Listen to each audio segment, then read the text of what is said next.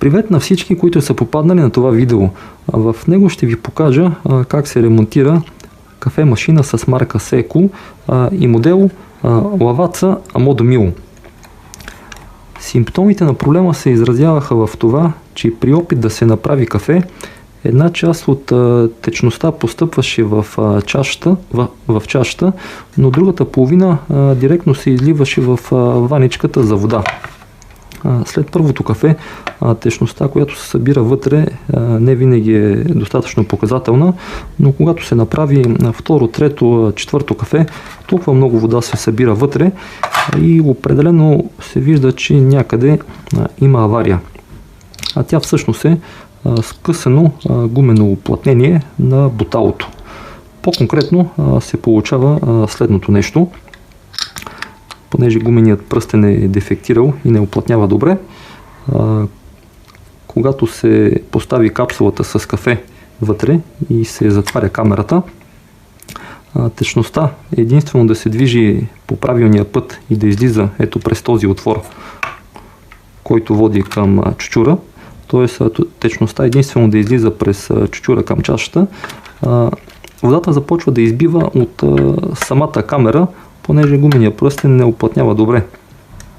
И съответно след това се излива долу в ваничката. Проблемът се разрешава, като се замени гуменото уплътнение с ново, смазва се, след това машината се затваря и всичко започва да работи нормално. Това е в общи линии резюмето на проблема и неговото отстраняване. В останалата част на видеото ще ви покажа по-подробно, стъпка по стъпка, как се разглобява самата машина и как се достига до буталото.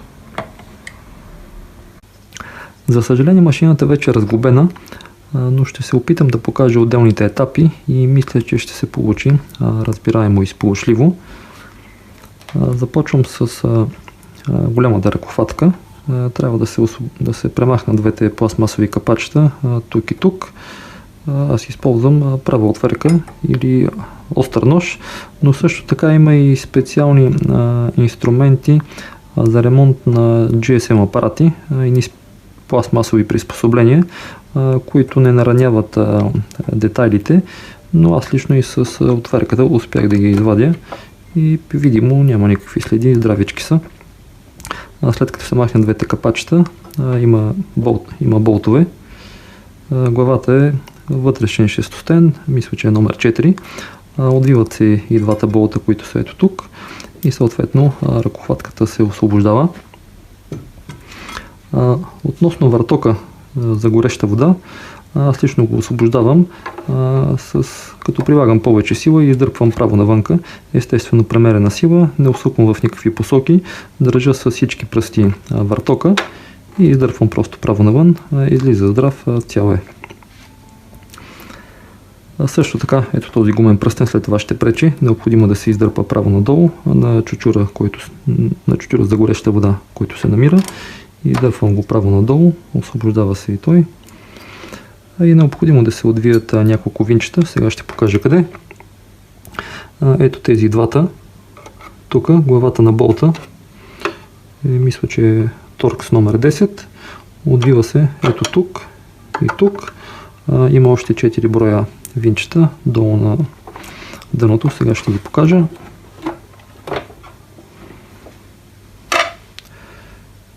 Така, отвива се ето тук, тук, този и този и съответно капаците са готови за демонтаж.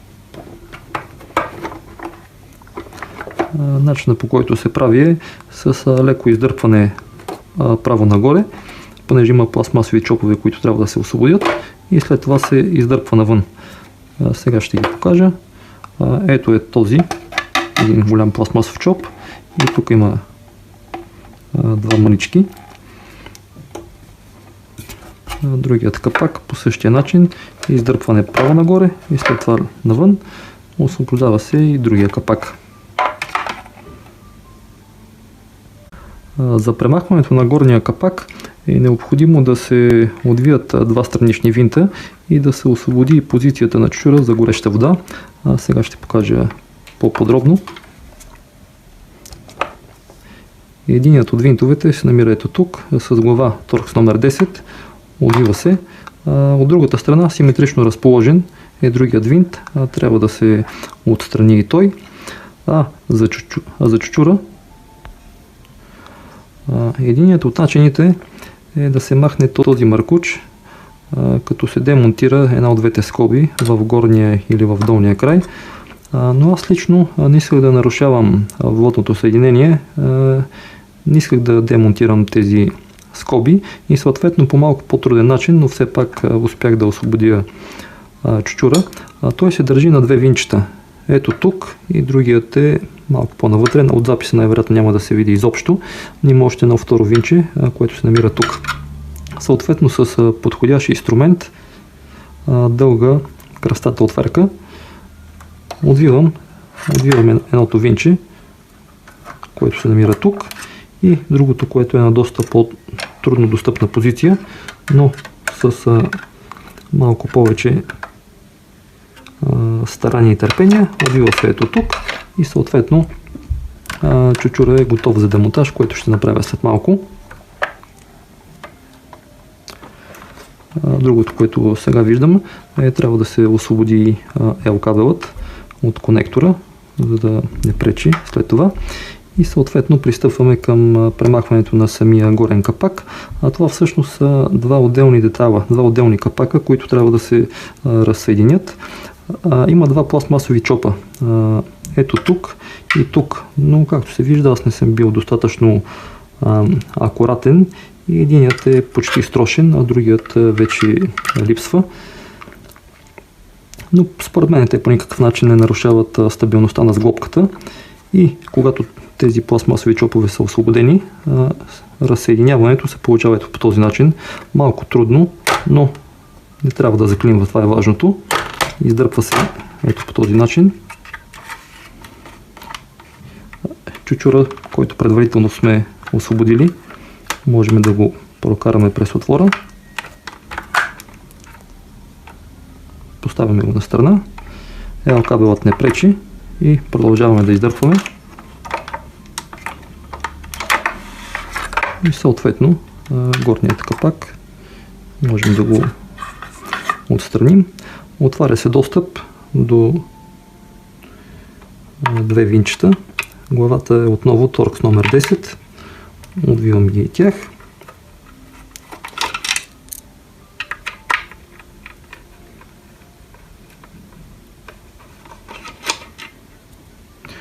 И другата част на капака се освобождава последния начин. По принцип, понеже при мен вече е демонтирано, това е, тук се захваща маркуча към резервара, не е с скоба, аз лично подпъквах предварително, внимателно правата отверка, след това с ръка достъпих и чрез леки завъртания успях да го освободя. В момента съм го затапил, за да не влизат боклуци и други неща.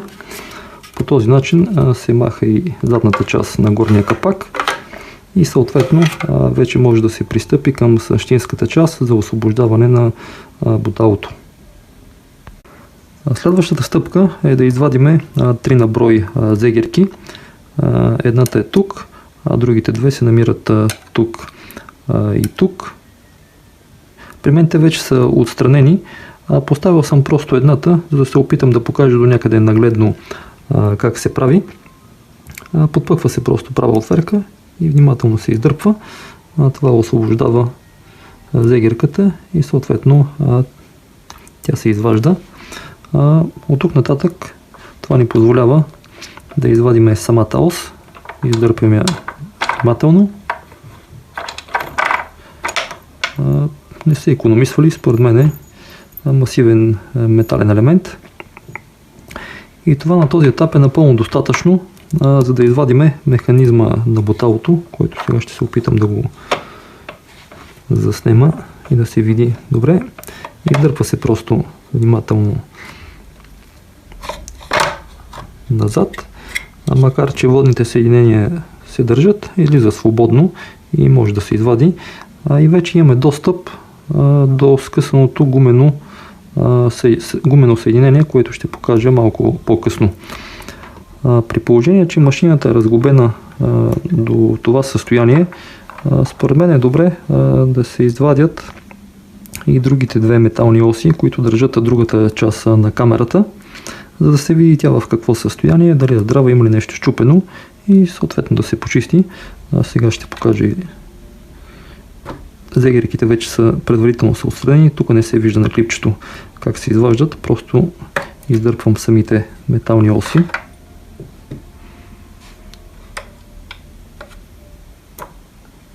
Малко по-трудно се движат, излиза едната, това е другата и съответно се изважда и другата част на камерата. При мен тя си е работеща, с нея няма никакъв проблем. С демонстративна цел ще покажа просто как се премахва и тази цялата черна конструкция от машината. Държи се на 4 винта, трябва да се отвие тук, тук, тук и тук. Главата на винта отново е торкс номер 10. Единият съм го поставил просто за да покажа.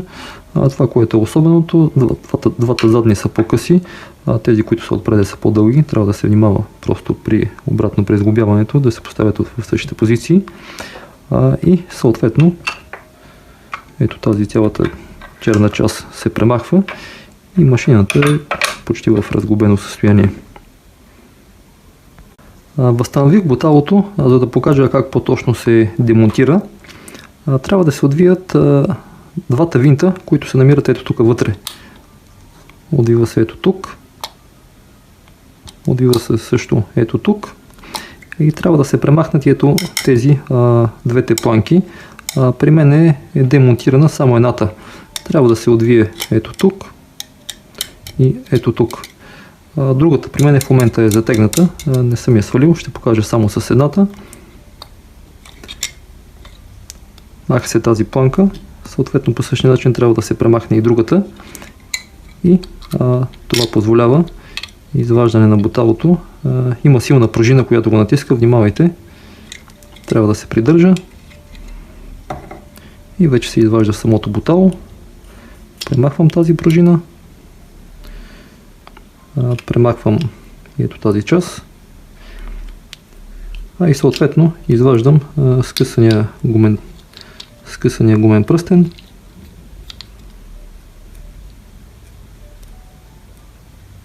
Който просто сложих, за да го покажа как изглежда.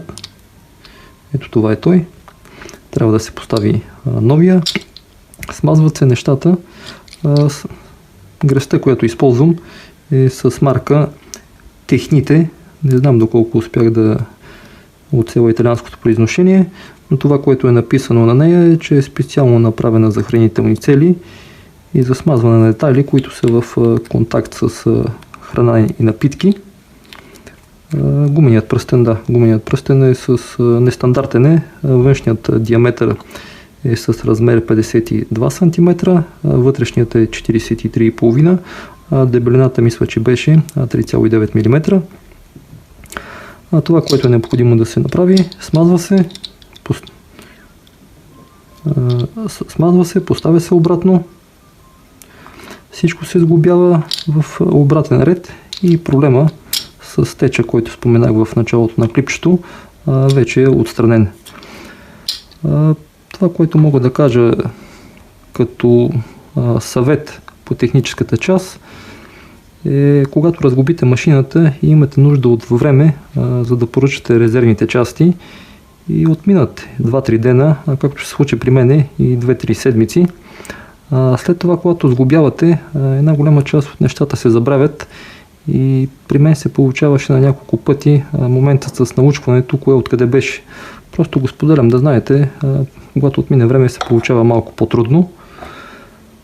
Друго, какво да кажа по техническата част, не се сещам. Просто споделям моя опит, за да се опитам да бъда полезен и да помогна на някой, който се опитва да ремонтира кафе машината си сам.